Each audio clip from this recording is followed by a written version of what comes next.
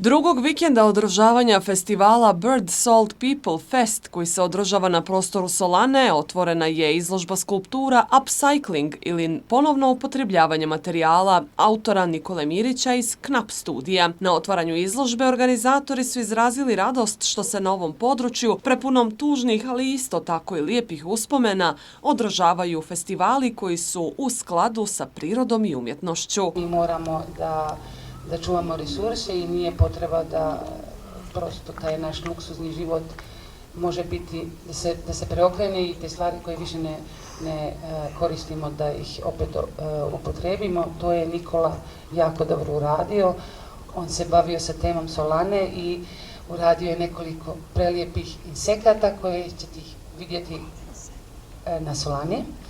Ali što mi je jako drago, što se bavio temom i proizvodnje soli i on je kreirao 3 zrna soli.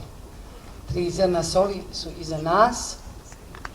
Oni predstavljaju, oni su simbol ovog područja i ja mislim da je to jako lijepo urađeno zato što spaja prošlost i budućnost. Ovo što mi želimo da pokažemo je isto i budućnost i da je moguće da je vidimo sa nekoliko aspekata i sa više faseta. To je za mene lično Solana, a ja mislim za sve moje kolege koji se odano daju i rade za njenu zaštitu, isto tako vide. Vjerujemo u kulturu, vjerujemo u prirodu i vjerujemo da to spaja. Ministarka ekologije i prostornog planiranja Ana Novaković-Đurović potvrdila je želju da ovakvih događaja u budućnosti bude još više. Nema dileme da ovakvi festivali povezani sa ekološkim aktivizmom predstavljaju veliku važnost, da kažem, i značaj ne samo za Ulcinj, nego i za čitavu državu i za Ministarstvo ekologije, prostornog planiranja i urbanizma.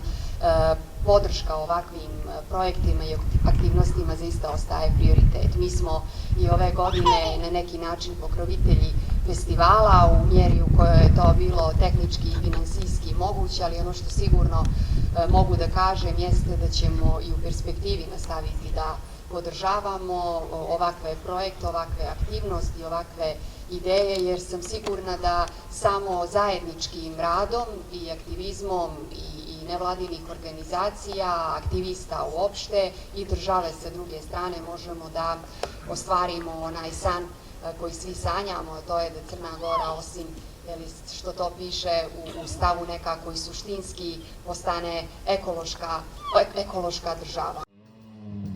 Nakon otvaranja izložbe nastupio je jazz trio Purple Grain.